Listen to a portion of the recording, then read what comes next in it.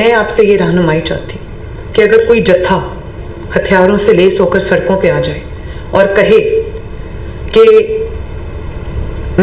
मुझे मेरी मर्जी करने दी जाए, वरना मैं रास्ता बंद करूँगा, वरना मैं गोली चलाऊँगा, वरना मैं रियासत को यरगमाल बनाऊँगा, अवाम को यरगमाल बनाऊँगा, तो वो सिर्फ एक अपना एजेंडा फॉरवर्ड नहीं कर रहा, वो आप सबकी बदनामी का बायस बन रहा है, वो हमारे दीन की बदनामी का बायस बन रहा है। आप सिर्फ एक मैं आपसे सवाल करना चाहती हूँ, और ये बहुत मैं आपसे चाहती हूँ इसका जवाब। लब्बैक कितना खूबसूरत लफ्ज़ है। जब आप एहराम की हालत में होते हैं, तो जब आप कहते हैं लब्बैक अल्लाहुम्मा लब्बैक, तो आप अल्लाह ताला के हुजूर आप ये कहते हैं पाक साफ होके कि अल्लाह ताला मैं हाजिर हूँ। लब्बैक का क्या मतलब है?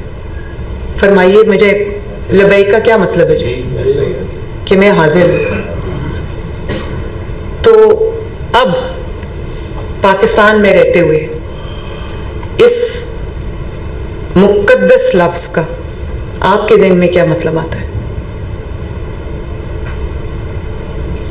लब्बैक से आपके दिमाग में क्या आता है? एक मज़हबी सियासी दिमाग। और इतना तकरीम वाला लफ्ज़ जो हम एहराम की हालत में हमें पढ़ने का हुक्म है, और ये भी हमें बताया गया है कि अल्लाह ताला को एहराम की हालत में, चाहे आप वो उम्रे के लिए जा रहे हो या हज के इरादे से जा रहे हो, मिकात के वक्त जब आप एहराम में उसके मकाम पे जब आप एहराम पहनते हैं, तो अल्लाह ताला को उस हालत में आपकी ज़बान से कोई कलमा इससे ज़्यादा जो महबूब नहीं है। हम पढ़ते हैं जब हम जाते हैं एहराम की हालत में, तो वो दिल पे लगता है जाके वो लफ्ज़ लब्बैक। यकीन माने उसका, जिस तरह कभी आप अल्लाह अकबर कहें अपनी किसी कैफियत में, वो ऐसे दिल पे लगता है जाके। इसी तरह लब्बैक का लफ्ज़ एहराम की हालत में क्या है? और जब आप अजान का जवाब देते हैं, जिसके लिए अल्लाह ताला ने कई लाख नेकियां रखी हैं, तो जब आप हय्या अलस सलाह हय्या अलल फलाह कहते हैं, तो आप दिल में आपको क्या कहने का हुक्म है? लब्बैक कहने का हुक्म है कि अल्लाह ताला मैं हाजिर हूँ। तो आप सोचें कि इस लब्बैक लफ्ज़ को जब आप छोड़ दें, क्या आप लब्बैक के बारे में सोचें, आपके ज़हन में पहला ख्याल क्या आएगा? आपके ज़हन में पहला ख्याल जो आएगा वही मेरा मकसद है आज की बात करने का। और मैं आप सब से ये हाथ जोड़ के रिक्वेस्ट करना चाहती हूँ, आपकी बेटी के तौर पे, आपकी बहन के तौर पे, कि अपने आप को, अब देखें जमात इस्लामी के साथ मेरा इख्तलाफ हो सकता है, सियासी इख्तलाफ, जो JUIF है या और भी जितनी भी मजहबी जमातें हैं, मेरा सियासी तौर पे मैं उनसे एग्री करती हूँ या ना करती हूँ। आप भी मुफ्ती मुनीबुर रहमान साहब, इनको भी मैंने पूछा, मैंने कहा कि कभी आप जितने हजरात बैठे हैं यहाँ पर, अहले तशी के लोग भी शामिल हैं, और बहुत एक मुहर्रम में एक एक्सटेंसिव एक एक्सरसाइज होती है, मैंने आज तक नहीं देखा कि किसी ने कोई कीलों वाला डंडा आप हजरात में से किसी ने उठाया हो। रागिब नईमी साहब यहाँ पर मौजूद हैं, या किसी ने ये कहा हो। आज तक मैंने आप हजरात की ज़बान से मिंबर पे खड़े होके मैंने कभी ये सुना ही नहीं किसी से कि कोई ये कहता हो इसको मार दो, इसको जला दो, रास्ता रोक दो। और देखिए किस लिए? गज़ा के लिए। हम सब मुसलमान हैं, हमारा और दिल जो है वो गज़ा के, फ़लस्तीन के मुसलमानों के लिए धड़कता भी है, दुखता भी है। और मुझे जो उम्मत मुस्लिमा की जो जितने भी पावर्स हैं इस वक्त, इन्फ्लुएंशियल लोग हैं, हम समेत, मुझे शिकवा है अपने आप से भी कि हम वो तवाना आवाज़ नहीं बन सकते या बन सक रहे जो हमें बनना चाहिए, कि जिस तरह वो सब इकट्ठे हो जाते हैं जालिम जो हैं, और फ़लस्तीन में जो जिस किस्म के मनाजिर हम सोशल मीडिया पे जो वीडियोज़ आती हैं, जिस किस्म के हम मैं ऑनेस्टली वो शायद क़यामत है उन लोगों के ऊपर गुजरती है। लेकिन जब एक हल दुनिया के सामने आया और गज़ा के फ़लस्तीन के मुसलमानों ने जब उसको ना सिर्फ सेलिब्रेट किया बल्कि खुशी मनाई कि उनके ऊपर जो जुल्म की एक दास्तान थी वो उसको उनको लगा कि अब हमें रिलीफ मिलेगी, वो खुशी मना रहे थे। दुनिया शुक्र अदा कर रही थी कि कुछ भी हुआ, कम से कम कोई मामला जो है वो सुलझने की तरफ जाने लगा है, या कम से कम उनके ऊपर जो डेली जो मजालिम होते हैं वो बंद होंगे, जो ह्यूमन राइट्स की वहाँ पे वायलेशंस होती हैं वो कम से कम बंद होंगी, बच्चे वहाँ शहीद नहीं हो रहे होंगे, ख़वातीन और मर्द वहाँ शहीद नहीं हो रहे होंगे, या लोग भूखे कम से कम नहीं मर रहे होंगे। तो हम ये खुश हुए, तमाम मुसलमानों को खुशी हुई और एक उम्मीद की किरण जागी कि शायद इंशाअल्लाह ताला बेहतरी के अब कोई आसार नज़र आएंगे। तो जब फ़लस्तीन में लोग खुशी मना रहे थे, यहाँ पर ऐलान किया गया कि हम इस्लामाबाद पे चढ़ाई करेंगे फ़लस्तीनियों के लिए जो खुशी मना रहे थे। तो मुझे ये बताइए कि क्या ये आप जेन्युइनली ये समझते हैं कि फ़लस्तीनियों के लिए वो मुज़ाहरा किया गया था या मुज़ाहरा प्लान किया गया था?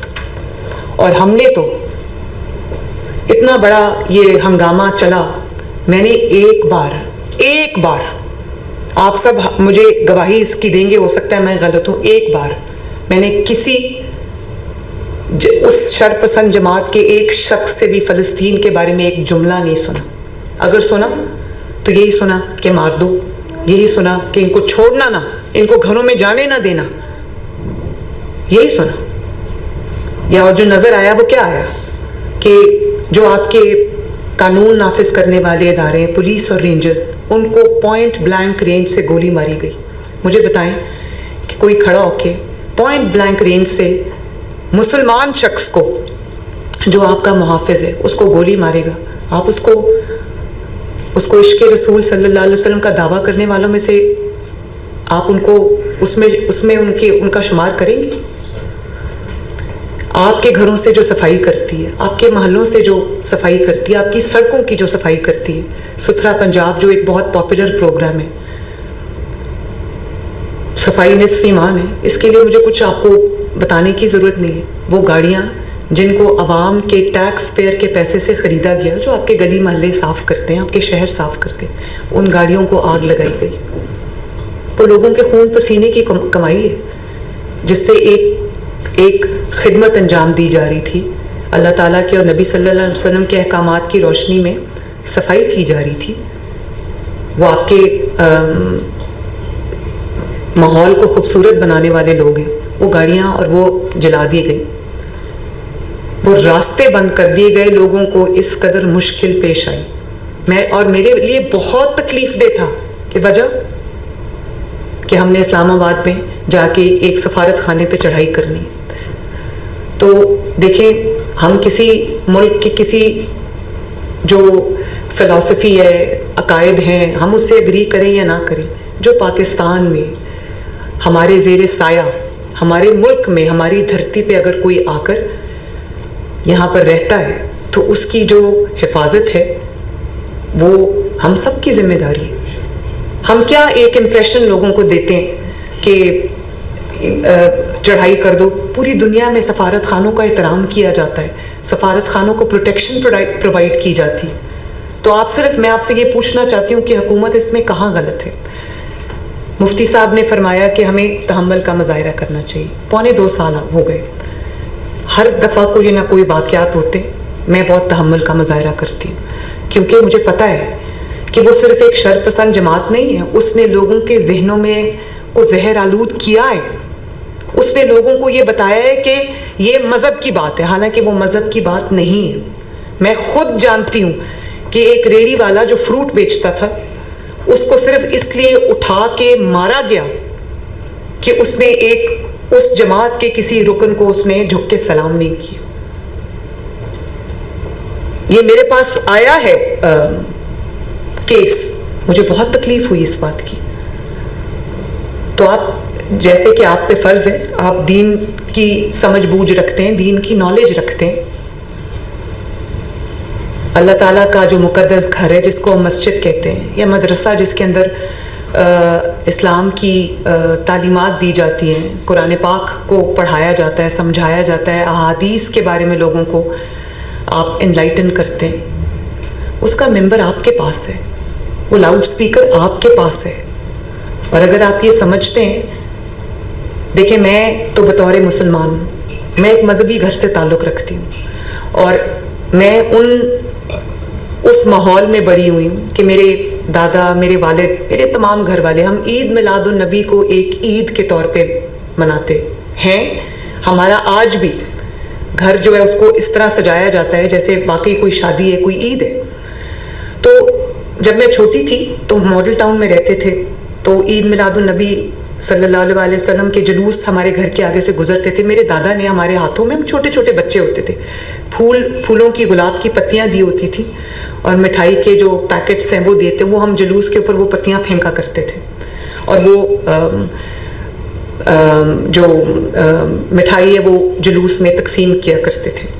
तो मेरी तो इस किस्म की माहौल में मेरी परवरिश हुई है।